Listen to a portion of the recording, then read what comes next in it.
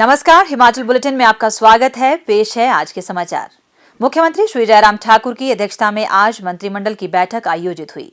बैठक में स्वर्ण जयंती ऊर्जा नीति 2021 को स्वीकृति प्रदान की गई।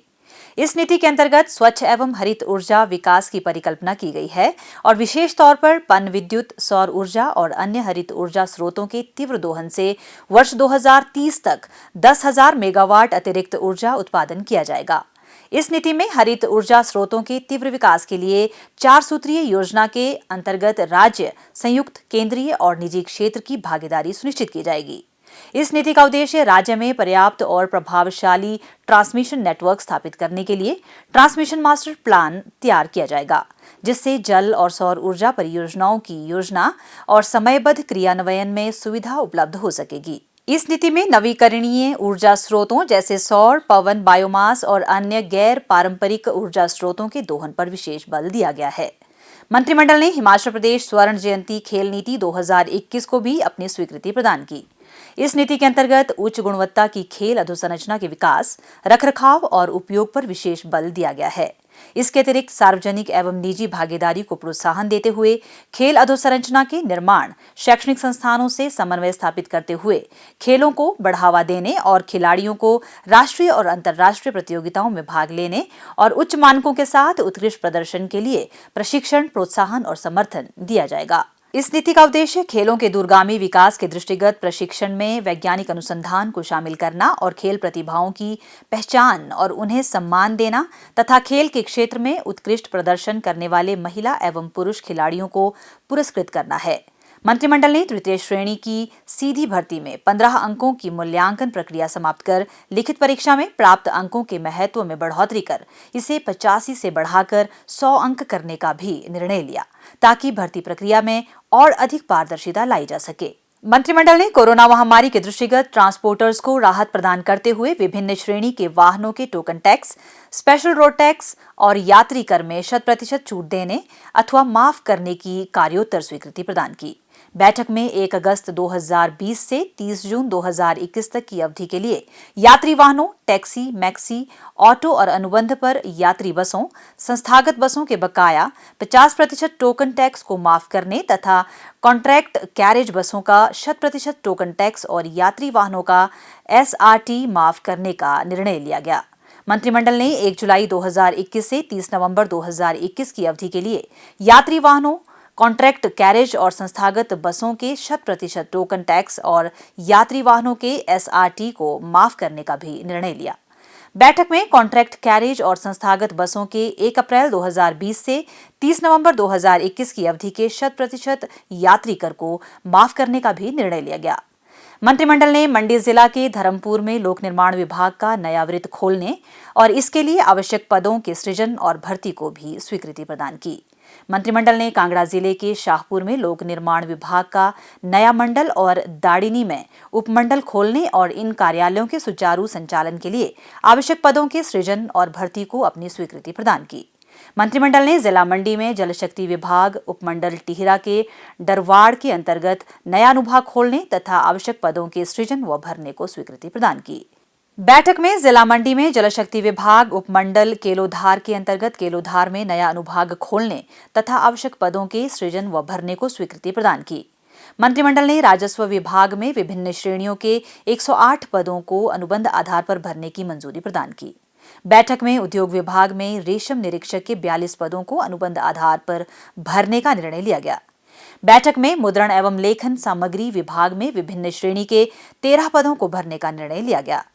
मंत्रिमंडल ने राजस्व विभाग में अनुबंध आधार पर सांख्यिकी सहायक के 3 पदों को भरने का निर्णय लिया।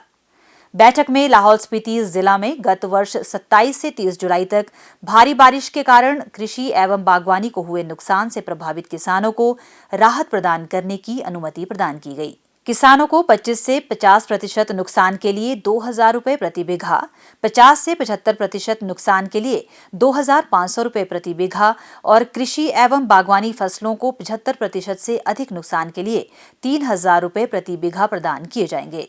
भूस्खलन, बाढ़ व हिमस्खलन के कारण भूमि को हुए नुकसान के लिए किसानों को 3,000 रुपये प्रति बीघा और कृषि व बागवानी भूमि से गाद निकालने के लिए 1,000 रुपये प्रति बीघा प्रदान किए जाएंगे। मंत्रिमंडल ने आमजन की सुविधा के लिए स्वीकृत मापदंडों में छूट देते हुए न्यू शिमला के सेक्टर 6 में लॉयंस क्लब और हाउसिंग ब्लॉक 46 के मध्य प्राथमिक स्वास्थ्य केंद्र भवन के निर्माण की योजना को स्वीकृति प्रदान की। मंत्रिमंडल ने राज्य कर एवं आबकारी विभाग की पुनर्गठन को अनुमति प्रदान की। विभाग द्वारा वित्त विभाग के साथ परामर्श और पुनर्गठन प्रस्ताव के तादात्म्य में चरणबद्ध ढंग से विभिन्न पदों का सृजन और उन्हें भरा जाएगा। मंत्रिमंडल के समक्ष प्रदेश में कोविड-19 की स्थिति और कोविड-19 महामारी को नियंत्रित करने की तैयारियों के बारे में प्रस्तुति दी गई। मुख्यमंत्री श्री जयराम ठाकुर ने आज मकर संक्रांति के पावन अवसर पर शिमला के प्रसिद्ध जाखू मंदिर में शीश नवाया और पूजा अर्चना की। मुख्यमंत्री ने यज्ञ में भी भाग लिया और प्रदेशवासियों की समृद्धि, शांति और कल्याण के लिए प्रार्थना की। मुख्यमंत्री श्री जयराम ठाकुर ने आज बेंटनी कैसल शिमला का दौरा किया और इस ऐतिहासिक भवन के नवीनीकरण में प्रगति की समीक्षा की। इस भवन का एडीबी परियोजना के तहत 25 करोड़ रुपए की लागत से जीर्णोद्धार किया जा रहा है। मुख्यमंत्री ने अधिकारियों को जीर्णोद्धार कार्य समय पर पूरा करने के निर्देश दिए।